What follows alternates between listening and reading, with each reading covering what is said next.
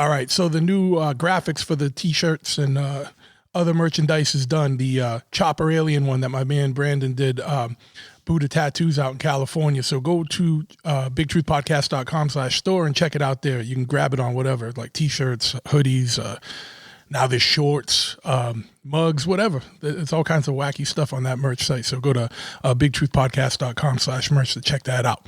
If you want to support the show, go to Big Truth. Go to patreon.com/bigtruth, and there's all different levels of ways to support the show there, and they all come with their own benefits. So check that out. I'm running through this right now just so we can get to this episode. If you happen to need some artwork, whether it's for your house, your shop, your work, your cubicle, your garage, your man cave, your she shack, whatever it is, go check out tattooflashcollective.com. They have all kinds of art, and if you have a tattoo shop, it's a no-brainer because obviously they have Tattoo Flash, but they also have posters, prints, books, whatever you need, art-oriented wise, all rad stuff by rad artists, independent all across the world, really, because they're international. So if there's an artist you like and they've done some stuff you like, you check it out. My man Johannes does it with his partner, and it's all legit, and all the artists are paid. It's like a collective, obviously. That's why it's called Tattoo Flash Collective. So support them on Instagram at Tattoo Flash Collective, on the web at tattooflashcollective.com. If you use the promo code Big Truth at checkout, you get 10% off your order. If you are a Patreon subscriber, you get even more, but you have to, subscribe to get that. Membership has its privileges.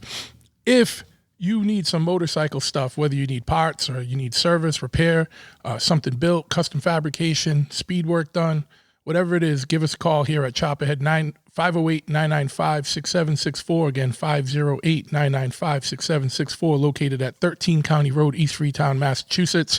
Full brick and mortar motorcycle shop. So whether you need an oil change or a full custom bike built, we got you.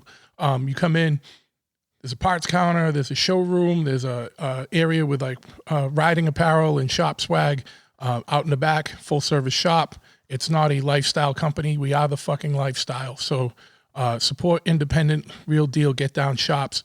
Chopperhead.com. If you're not local, you can grab some swag. You can actually get parts too. If there's something you see, or there's something that you want for your bike, but you don't see it online, just give us a call or shoot us an email. And we can have a lot of things drop shipped to you. So we can get you an exhaust probably in 1 to 2 days. So give us a shout if you need something. BigTruthPodcast.com. If you want to find out more information on the show, like I said, go check out the new merch. And without further ado, we're going to get into it right now.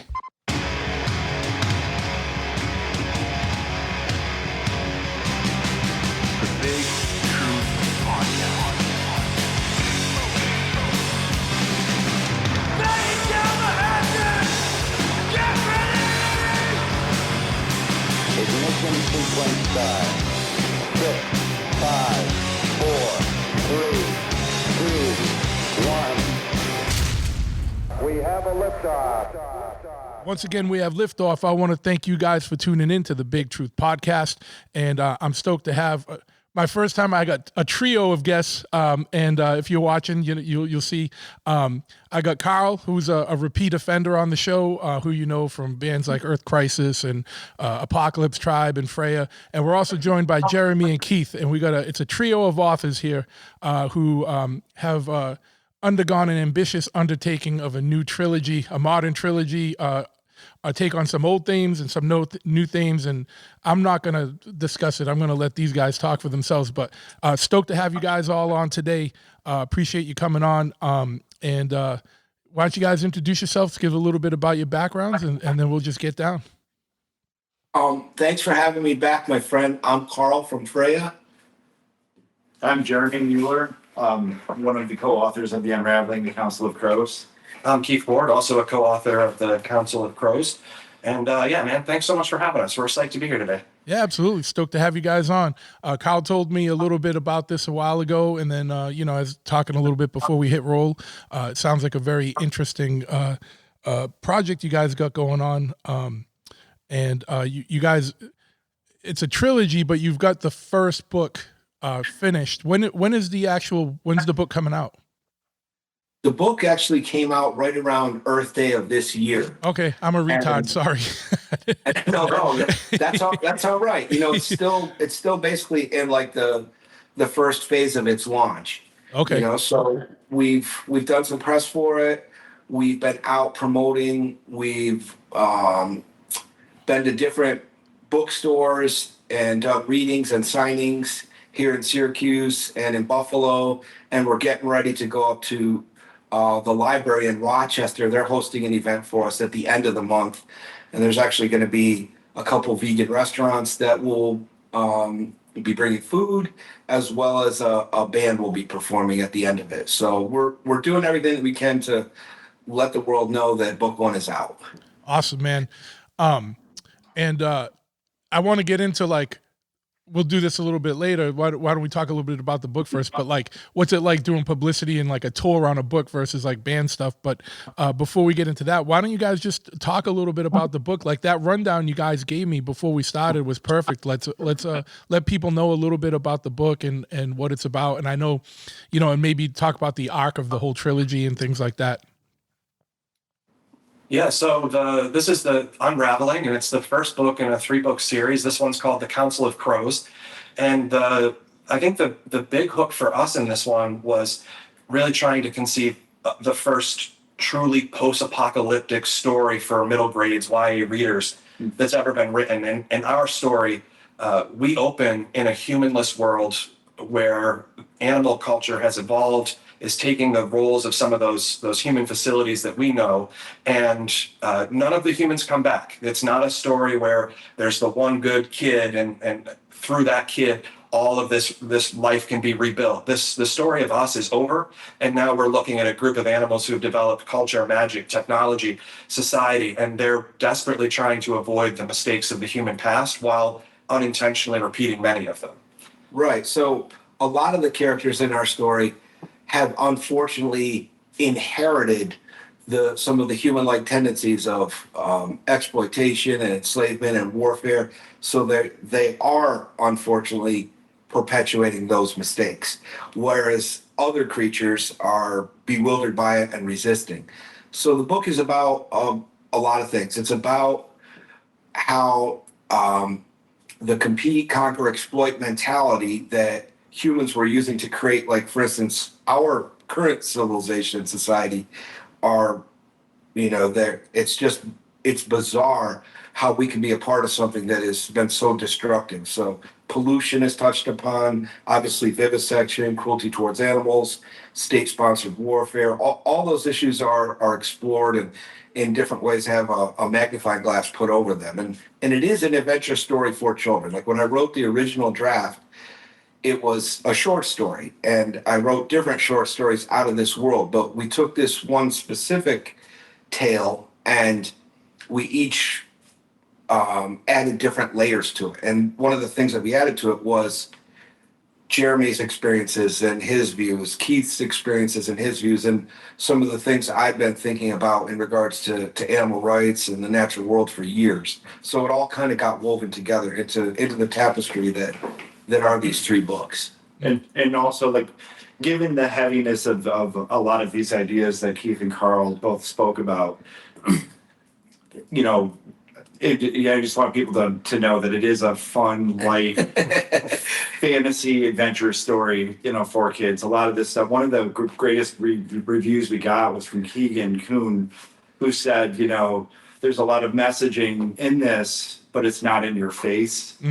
So we feel like, you know, everybody will be able to enjoy it. Like one of the things, like, you know, I remember, you know, watching The Secret of Nim as a child and, you know, Watership Down. And, you know, like when I didn't really, you know, like I don't really remember like a lot of that messaging when I was younger. It wasn't until I was older, until I started to realize what a lot of this stuff was. So I still enjoyed the story for what it was. And I think that's important, you know, for people to understand too. Like it is a fun fantasy, you know, magical story for kids, and it's not in your face. Yeah, to Jeremy's point, the heart of this story is a king is slain and the queen is taken captive, and we have a miscreant group of well-intentioned but often befuddled characters attempting to go and rescue the queen from the belly of the fortress, which is Mordor or the dark parts of Narnia in some way. So at the end of it, this is a lot of chase scenes, a lot of wild characters that you bump into, and we just keep hoping that this chubby groundhog and his crew can find their way through the dark and make life better. So is it one of those things where it's a children's book where it sounds like where like kids will read it and they'll have fun and get lost in the adventure, but if an adult reads it, they might pick up more of the underarching themes? I think so. Yeah, that's what we've been told. The reviews so far have been very much that. Like, this is definitely a middle grades book, and the language has some elevation, so it pushes a reader to a new understanding. But I do think for, older readers, parents who are reading along with their kids, for sure. It's all of that. It's just a great story. And then if you take the time to think, we hope that there's some stuff you can talk to your family about and, do our part to be a little better. Yeah. Yeah, that sounds like it would be cool is like, a parent reading that to their kid and then maybe explaining, some of the ideological things behind it, you know what I mean, or expounding on it more. So that'd be a rad way for a kid to get broader understanding. So, Karl, so is this like it's like Watership Down meets Animal Farm meets Mad Max kind of? Yes, That's great. Yeah, that's the best. You can put that on the back of the book if you want, and I'll just let me know. That's you. Meets Mad Max. For sure.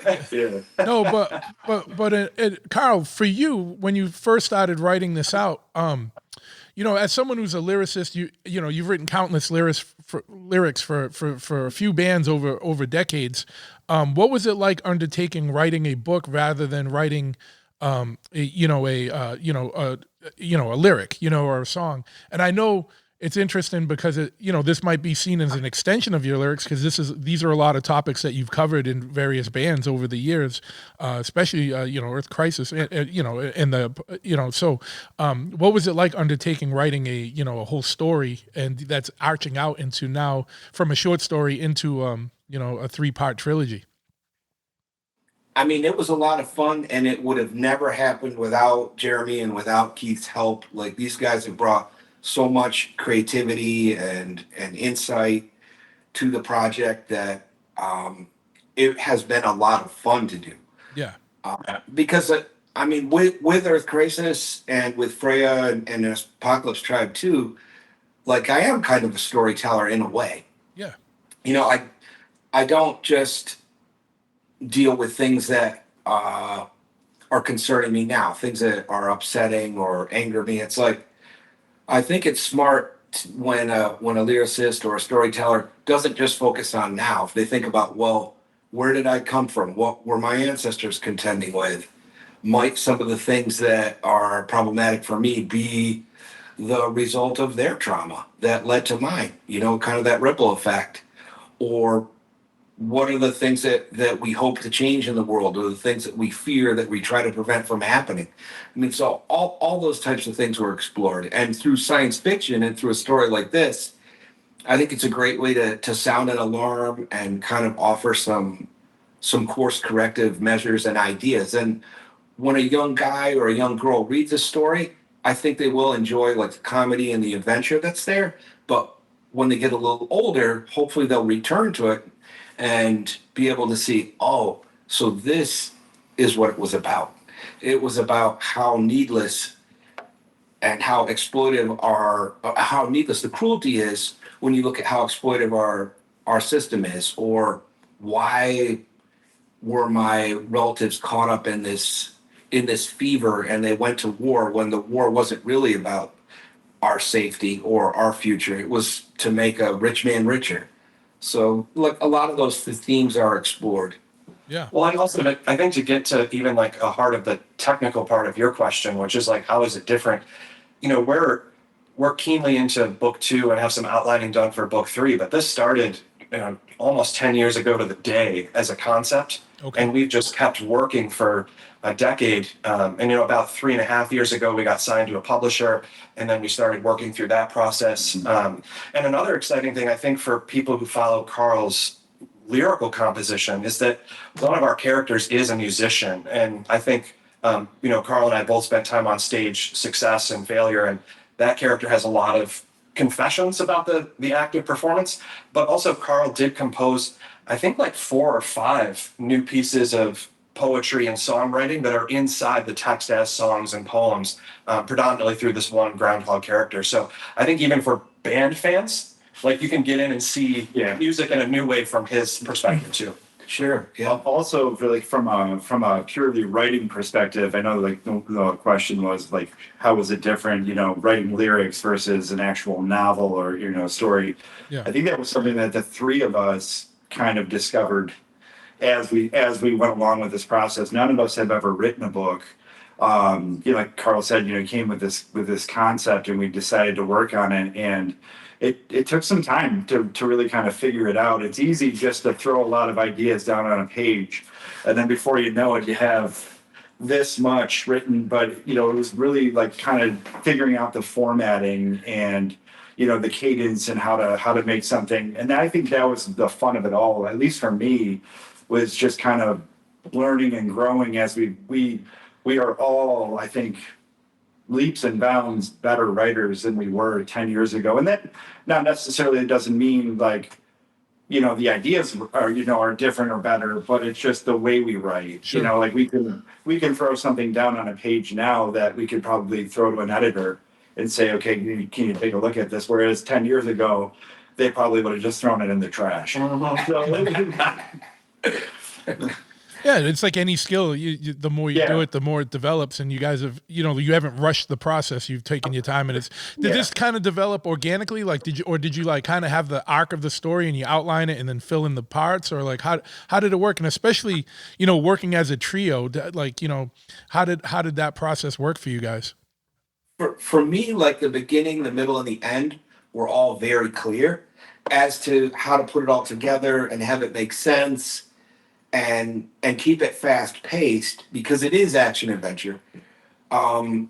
It did take some revisions and some rewrites, but I mean it's all been time well spent. For instance, like chapter 1, I think we rewrote maybe 3 or even 4 times. It was like, I feel like it was like 8. Huge sections of the book were done. Huge sections of book 2 and 3 are done. But I think when you put it all together and you want to maintain that fast pace, that's when you have to put the work in. Yeah. Dude, there was this one moment where I think 4 rewrites into chapter 1, and Karl comes to the room and he's like, I have an idea for chapter 1. And Jeremy and I double clotheslined him and took him out the window. And he was still insistent, like, no, we got to look at this. And so we drag his body back through the window, and we listened for a second, and he said this, and then I knew I had to kill him. He said, I want to see if we could include a puppet show, like a shadow puppet show on the wall for this character to describe the world. And Jeremy and I wept softly into our hands, and then we went back to work and finally figured out how to basically do 3 worlds of introduction, the prehistoric age, the human age, and now the animal age, all in this shadow puppet show on a wall to a character who's terrified. And it was the genius of wanting to do harm, and then also recognizing, man, if better is better, then we're just going to own that. And now that opening chapter is probably one of the best moments we have. But yeah, man, it was a grind at times, but there's also a lot of joy in moving past, I don't want to do this again, to getting to the point where you're like, oh man, this sings now. And that's part of, like what part of your question was, how did 3 people get together and do this? And obviously that's something that we've learned, along the way.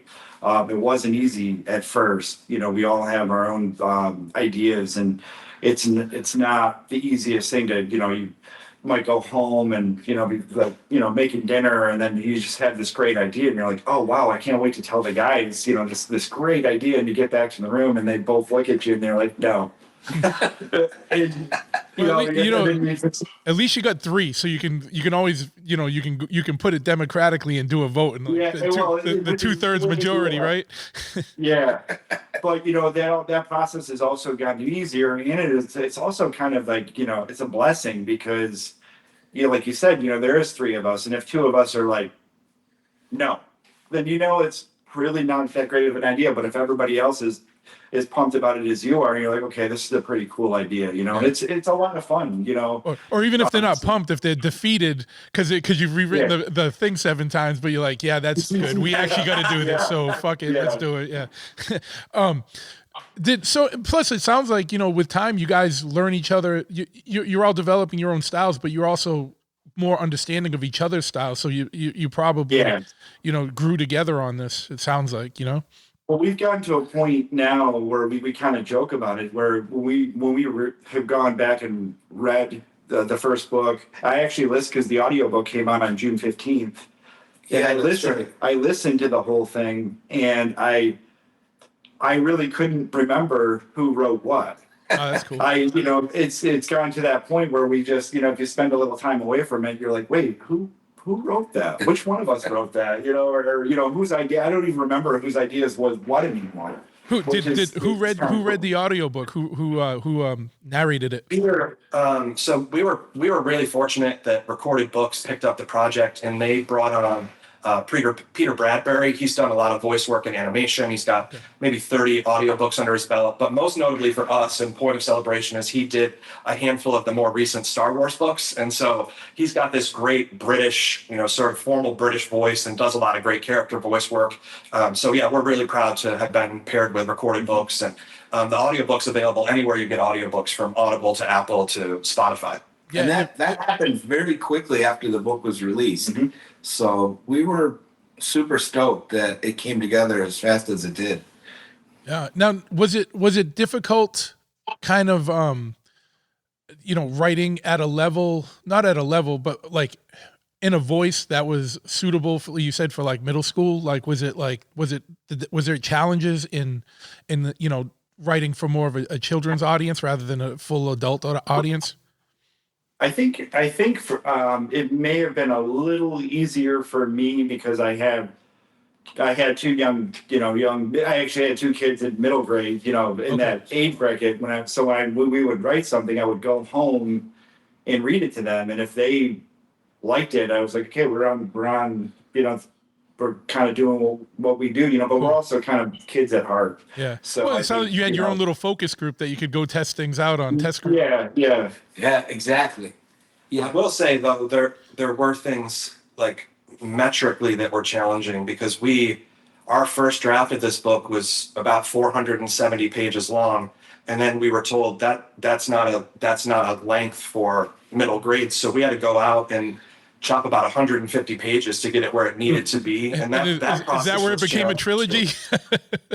Yeah, so we're allowed to get bigger each book, but the first book kind of has to come in a little sub 300, and so that was a real challenge to figure out who do we lose in this book and how do we pick them back up in another book later on. So yeah, definitely scores of challenges. One of the things that really worked well for us too, and this came from advice from Keegan Kuhn, who does great animal rights work in documentary films, and he was like, you need images. And so we put together a contest and found a great artist, Zulfikar Rahman, and he did both versions of our cover, the hardcover, the soft cover, and then also did 9 illustrations, and is also going to be illustrating through books 2 and 3 with us as well. So we're super happy to have him on board. His art's phenomenal. You know, you'll see the interior art here shortly, but man, it has been a joy. And also to have images in the book is just such a great middle grades YA jam, because if you get lost with a character, after a few pages, there they are. You can see them doing what we're describing. Yeah. Yeah, he really nailed like the whole Don Bluth type animation we were going for with the imagery.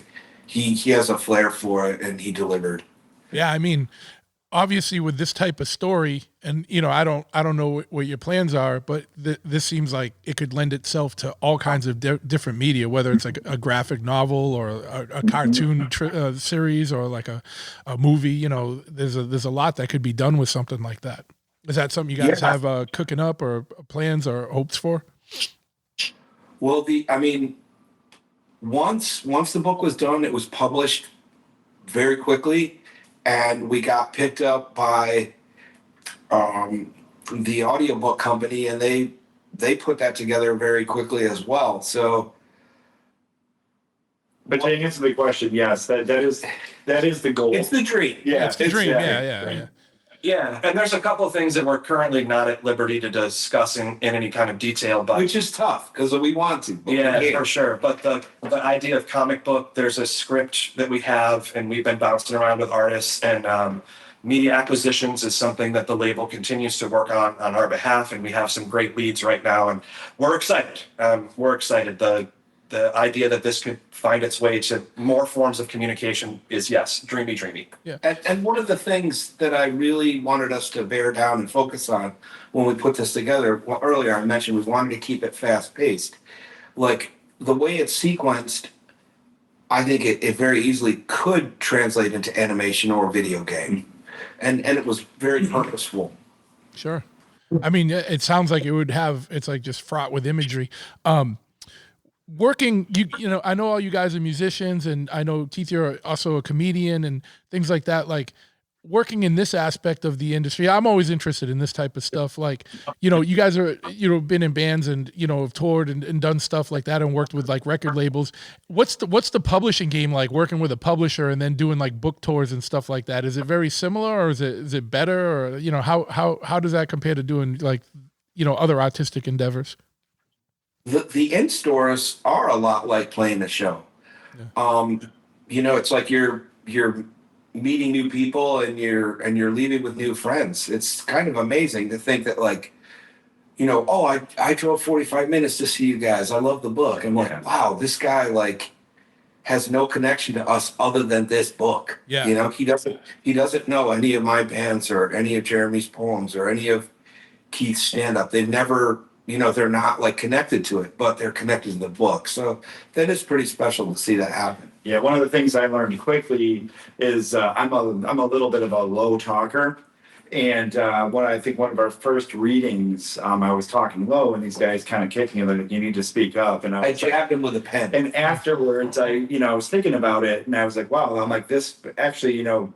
I didn't really think about it prior to that, but I was like, we are performing. Yep. When we go out, you know, like we're lucky, and we had a reading and a signing at a Barnes and Noble, and there was quite a lot of people there, you know, and which was, you know, a surprise. So I got a little bit nervous, you know, but then I thought about it afterwards. I'm like, no, we're putting on a performance. We're going to read, we're going to talk about, you know, we're going to answer questions and then do a little bit of a signing. But it's a lot of fun, I will say. And you're doing awesome. You're speaking loud and clear, buddy. You're doing good. Oh, thank you.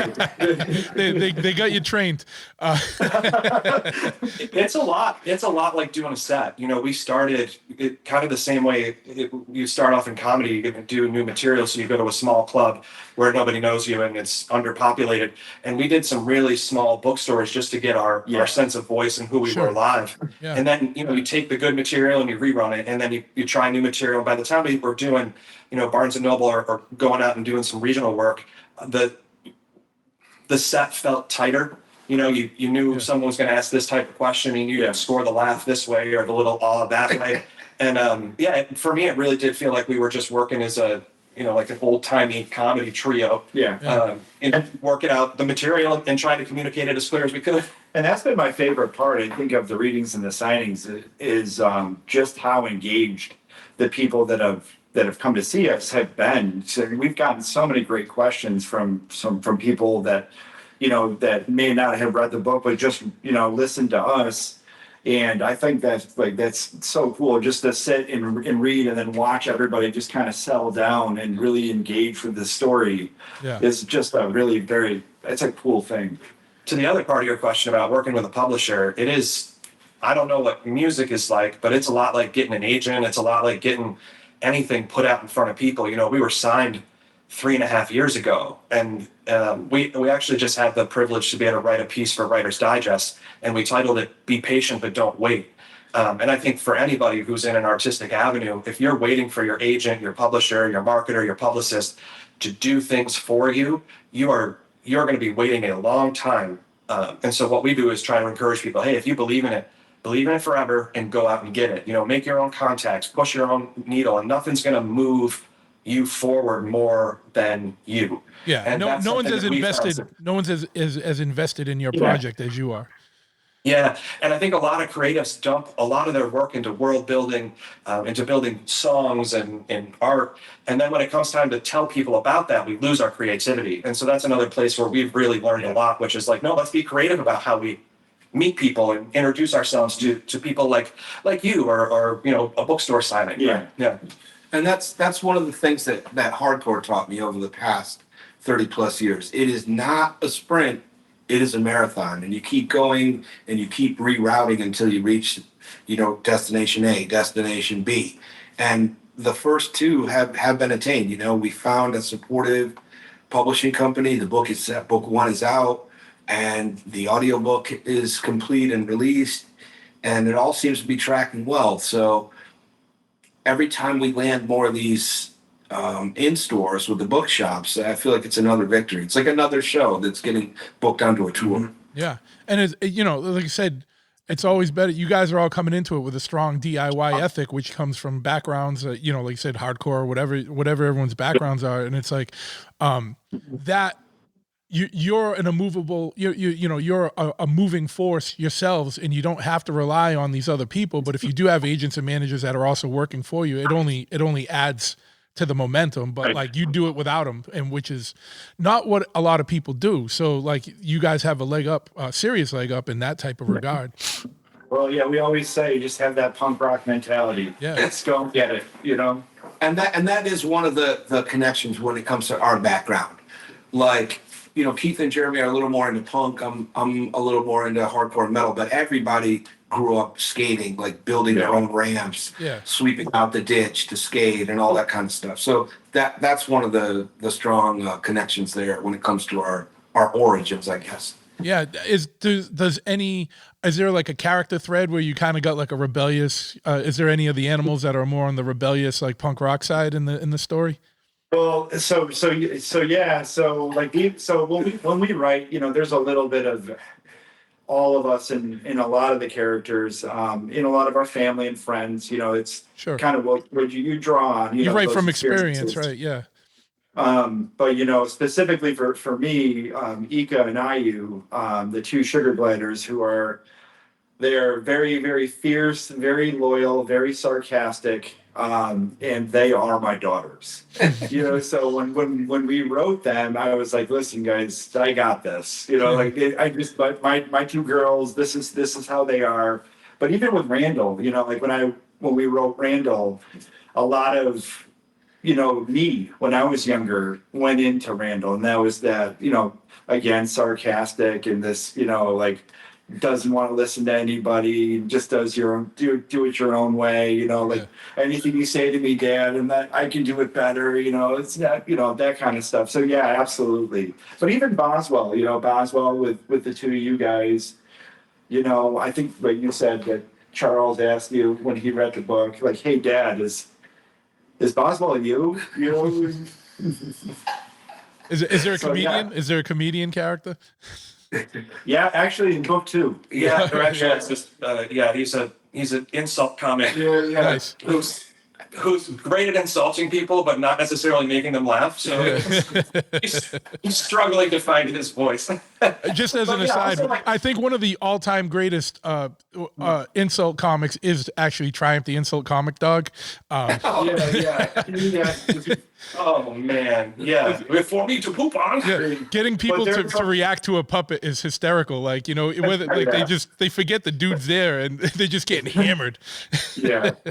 There is a lot of humor throughout this story, you know. So that's one of the things that we really tried. You know, we wanted to make people laugh. You know, we wanted parents to laugh. We wanted kids to laugh. So there is a lot of that. There's a lot of Keith throughout the story. And for people who are like completely new, and this is the first time they're hearing about our book and these characters, one of the main players is a groundhog, and he is a traveling troubadour.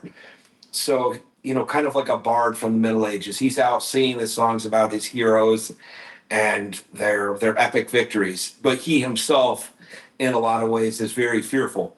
And he has a backpack, and the two characters that Jeremy was describing, the two sugar gliders, the sisters, they ride in little baskets on his shoulders. And one of the original concepts for them was, if you go back and look at some of the cartoons from the 40s or the 50s, how there would be the little angel on the left shoulder, and the little devil on the left shoulder and the little angel on the right shoulder, encouraging the character to either go the right way or steering them off into chaos. To the left-hand path. Yeah, we thought it would be funny if both characters were kind of evil. Yeah, the only advice he gets is typically bad advice.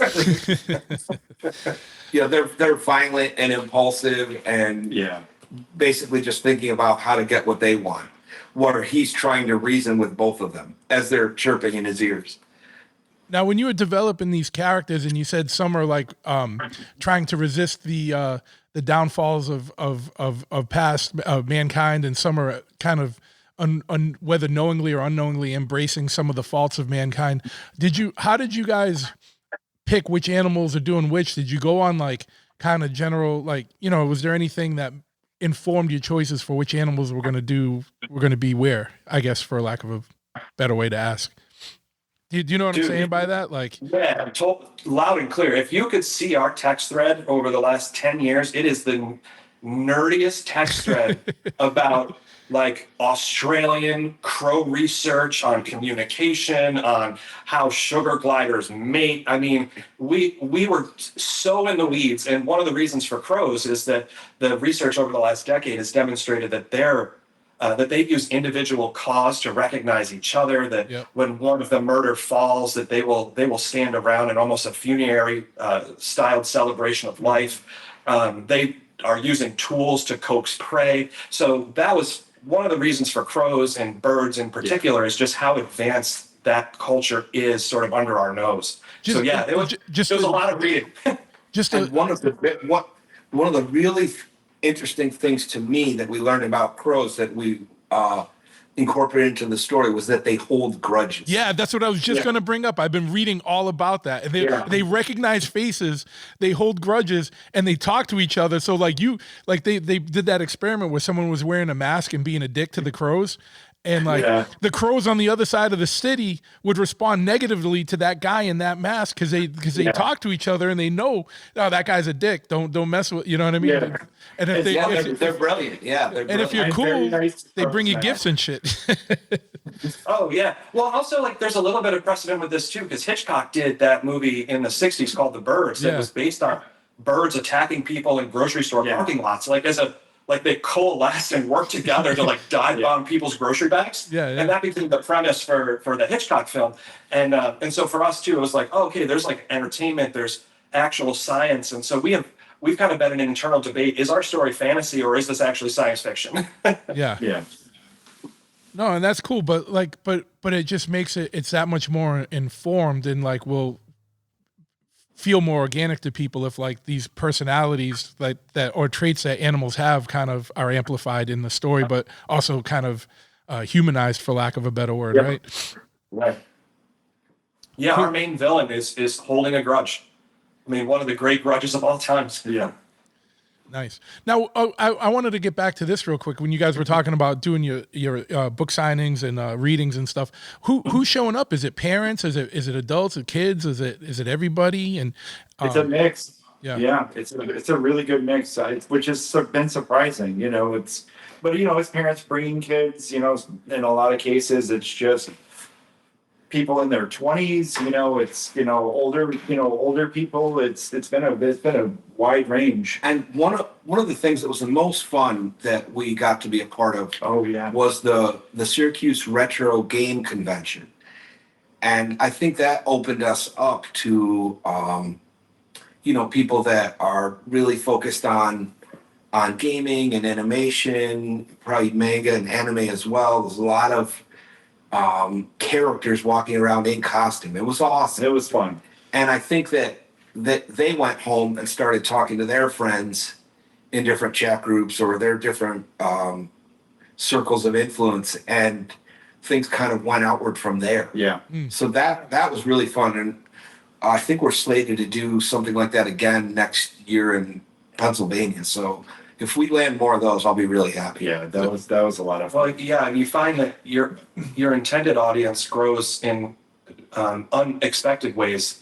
The one thing that happened at this game convention that made all of us laugh a little bit and then also go, holy cow.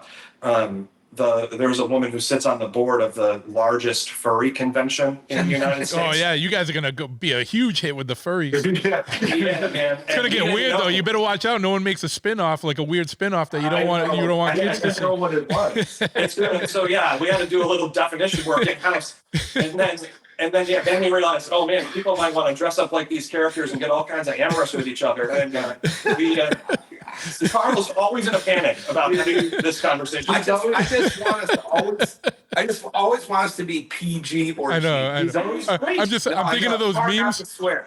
I'm thinking of those memes where you see. It's like, this is 20,000 people who get together annually, and to get that invite, it's like, oh, from a marketing perspective, you're like, yeah, let's do this thing. Yeah. Even if you have no clue what's going to happen. You know those memes where you're like, I think I downloaded the wrong Star Wars or whatever. You guys are gonna be one of the. I think I downloaded the wrong Unraveling. Yeah, the fan section's going to be weird. Yeah. So when you're doing these book tours, is there any like book groupies at this point, or is that going to be at FurryCon 2026? I'm just messing with it. Your lips to the fuzzy god ear. Oh man! All right. Well, yeah, that took a twist, but my show is. I don't think there's a lot of 8th graders watching this show. It'll be the adults that get it, that'll laugh. Okay. And then everyone knows that you guys aren't intending, endorsing, or wanting any of that. It's just a Correct. a side effect. Yeah, But- we want kindness and respect for all animals. yes, Yeah. absolutely. Yeah, and also for each other, and then I think also from the writing side of it, from the marketing side, be open to who your audience could become. Like you might think it's this, and also find that it's that. And while we might not understand every aspect of our budding audience, it's fun to consider them and to also find space in our understanding, because then that helps to grow that love and that communication that's essential to the story. Yeah, you're gonna have to get really weird in book 3, where you're gonna have these animals that are called humies, and they dress up like humans, and in the human suits, and That's a great idea. Yeah, you're going to get a credit in the next one. There we go. it just starts getting really mirroring, human culture. Boswell finds his niche. Yeah, you go to Comic-Con and out there, and it's whatever. But yeah, no, that's awesome, man. What else is going on with it? Any plans to expand? I know it sounds like a lot of the stuff you've been doing has been in the upstate region. Are you guys got anything coming up in any other cities, or any plans? Yeah, to- we'll be in Baltimore at the SPX show, repping a bunch of different projects with a publisher, but Unraveling is going to have a strong presence there. That's September 13 and 14. So we'll be there. And then a lot of it from here is just some podcasts and then getting back into booking some more bookshops as we go. Yeah. Where was I going? Sorry, man, I just lost my train of thought. I have too many dumb things going through my head about humies right now. I'm just playing. But yeah, so where I'm not wrapping up here, but do you guys have a website or something for the book so that people can find out about the schedule of what's coming up for you guys? Yeah, you can, if you just type in the Counsel of Crows into Google, you can find our website, which is the unravelingbook.com, distribution through Simon & Schuster. You can find us through Audible. You can find us through the publisher, Amazon, Target, Barnes & Noble, really anywhere books are sold. If you just type in the Counsel of Crows, you'll get everything from our social media all the way down to websites and where to buy it. Also 3WS's website, our publisher, yeah. I'll have all that And stuff. You guys send me that afterwards, and I'll have all of this in the show notes for people, so they can just click on yeah, it. They don't have to search. But Yeah, and it's COUNSEL. It's that spelling of the word counsel. okay, Counsel of Crows. not the CIL, the SEL. All right. Yeah. But yeah, so what else? Anything else about the book that we haven't talked about? I mean, we've covered a lot, and it's. I'm sure people are going to be super stoked and interested to check it out. Yeah, I mean, it's like we keep saying, it is an adventure story. There's a lot of action. It's fast paced. There's comedy, and a lot of our philosophy when it comes to how we approach animal rights, it kind of is towards sentient beings and environmentalism. It's woven into it. It's there, but it's not so heavy handed that I think it's daunting. I think it's it's things that someone who's a little bit older will understand as they're going through the book. And then when someone revisits it at an older age, if they got to it when they were younger, they'll see it for what it is and they'll appreciate it. We're also really excited too because we're going to be delivering book 2 to all of these outlets April 22nd of 2026. So, as you're grabbing this installment, book 2 is on its way, and we're really excited to be able to deliver that about a year after this book drops. So the plan is to go each year, 1 book, 2 book, 3 book, and then keep building that way too, so that the audience always has something fresh and new to pick up and check out in the world. And there's also other stories that we're currently working on, and some of them occur before these 3 books, and some of them run parallel to the storyline. So, yeah, I mean, it sounds like you're creating a world where there could be unlimited amount of offshoots and like prequels and and sequels. Right, and that's one of the things. Some people are probably going to watch this or listen to this and laugh and be like, "It took these guys 10 years." And the reason why it took us 10 years is because we didn't just create a story; we created a world. Like this will be something that a map will accompany down the line. Yeah. When it's completed, there'll be a map in the first 2 pages of the reprints of the modern editions. So yeah, it's been very involved, and it's fun expanding and building it further and further outward. Yeah, it's 10 years to do the first book, but like you said, it's not. You didn't just write the first book; you developed the world and good chunks of the second and third, and all that stuff. So now everything can start moving at a quicker pace. Sounds like For sure, yeah. Oh, and eventually y'all are going to get to meet a Komodo dragon that realized it could hold a World War II Japanese flamethrower. So there's a lot of good stuff coming your way. So actually, one of the things I wanted to ask is, on the this still takes place on Earth, post-apocalyptic Earth. Like, is it in a region we would understand, or is it like, does it take place in Europe, or what was America? That's fun. Basically, in the story, we reference in the past there was this event, the Unraveling, where essentially like the tectonic plates were swirled together. So you're finding different species in like a new Pangea interacting with each other who previously would not have been in close proximity. Okay. Yeah. But a lot of the flora is definitely inspired by Northeast America. Yeah. So it's like almost like when everything's separated, now the continents are coming back together. Yeah, that's right. Yeah. Cool. And what? Given the themes of this, and I do like how you said like a lot of it is like fast-paced action and humor.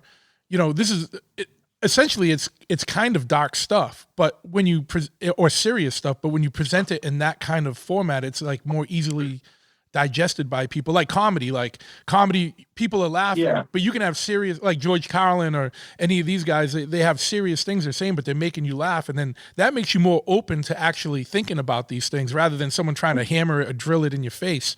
Exactly. So I think that's going to be good for you guys. But has any of the, whether it's environmental or animal rights or animal liberation organizations, has anyone kind of like endorsed the book or picked it up, put it on their reading list? Yeah, we had a wonderful quote that we included on the back cover of the book from Ingrid Newkirk, who started PETA, and we also had a great quote from Moby, who is vegan. Yep. He did the vegan punk rock movie, and the same for Keegan Kuhn, and he's an award-winning director. He did Cowspiracy and Seaspiracy. And I don't think that there is nothing better when it comes to an introduction to those concepts of animals as sentient beings, and then the idea of treating them with kindness than those films. They are masterworks of documentaries. Like a person could go in knowing nothing about vegetarianism or veganism, vivisection, fur ranching, whaling, or any of those types of things. Watch those films and quickly gain a lot of knowledge. Cool. Yeah, well, it's good. I mean, like, it's the what you've developed is great because it hits a lot of things and can have an appeal beyond like, I always say like things like our world's like, and I'm Karl, like, you know, like we grew up, like we do punk rock and hardcore and metal stuff, like that only has a limited range. Something like this is more universal and you can reach a lot more people. And it sounds like that's what's happening when you go out on these book tours, like people that only know the book and don't know any of you guys' background or anything, or identifying with the book. That must be such a good, not affirmation, but like you know, it shows the I don't know, there's a word I'm looking for that you probably know, but I have word recall issues lately. I don't know why. I think I'm stressed out, but that must be such a good, you know, confirmation of everything you've done, you know, or affirmation of what you've done, you know? Yeah, and hopefully it will serve as a gateway and an introduction point for people when it comes to them understanding what pollution has done to this world, the deforestation, or how needless all this suffering and cruelty is towards animals. Like it just doesn't need to be happening anymore, and there's smarter ways to do things. Yeah. And to your point too, it is fun when you go to a live event and you open it up to the most terrifying part, which is like audience Q&A. Yeah. And we had at one of our readings, we opened it up and the first question was, did you think about Kierkegaard and Emerson when composing the idea of the all spirit in your book? And like, what a wild question. And then also be able to go, yeah, we actually did. We talked a lot about those ideas in the construction of what our overarching power is in the story. And so sometimes you get, you know, like a kid asking a question about a character they love, or you get someone who's now deep in the weeds of 19th century philosophy, and to be able to have those things happen simultaneously, it is definitely confirming and affirming and encouraging to go do it again. Yeah. And then you're like thankful for those 10 years of text messages where you really worked everything out. So you could be like, yeah, dude, we did think about that. Let me scroll back. Let me keyword search this. Yeah. It was August 7th, 2014. We talked about that. Yeah, that's right. Cool. Well, anything else, man? Like you guys have, you know, it's been a very interesting, and, awesome episode so far. I mean, I think people are going to be interested in this book, especially people with kids, or people who are interested in any of these, you know, areas of exploration that you're talking about in there. Anything else that we haven't touched on the book, or plans for what you guys got going on with the trilogy that we haven't hit yet? Just keep checking in with us, because we are going to be doing a lot more of these in stores. Mm-hmm. Yep. And book 2 will be out before we know it. I mean, a year moves so quickly now. It's insane. You know, so we've been going back and forth with Zool, and all of his illustrations are fantastic. I think he's getting even better somehow, which I didn't think was possible. So book 2 is going to have more drawings than book 1. Yeah, we're really excited about that. And again, thankful to have been here with you today. And for anyone who's interested, like we said, it's available through Simon & Schuster, Third World Studios, Amazon, Barnes & Noble, Books A Million, and then through Audible or wherever you get your audiobooks. It's the Counsel of Crows. And yeah, we're super excited. Can't wait to deliver more. Yeah, and we'll be at the Golden Feet Bookshop this coming Saturday from, I believe, 10:30 to 2. Mm-hmm. And then we'll be on the 30th. We'll be out in I'm gonna butcher this. I think Punk Rock Book Club. it's a Rondicott or Irondequoit. Irondequoit. Their free library, and it's the Punk Rock Book Fair. Yep. And that's from 5 to I think when it ends. And like Karl said, they'll have there'll be some food there. There's going to be tattoo artists doing like tattoos for kids. They're going to be doing a punk rock pin making session. We're obviously doing a reading and a signing and a Q&A, and then there's a punk rock show at the end. You might want to clarify, like, temporary tattoos for kids, right? Yes. No, your 5-year-old's gonna get a mom right on his chest. Bring your 12-year-old. We'll let it slide today. You get a tattoo. Nah. All right. Well, hey, it's been awesome having you guys, and everyone go see them when they come to a town or a city or a bookstore near you. Yeah, it was awesome. I'm gonna shut this off, but I'm not hanging up. So hold on one second, man. Thank you guys once again. Thank you, my friend.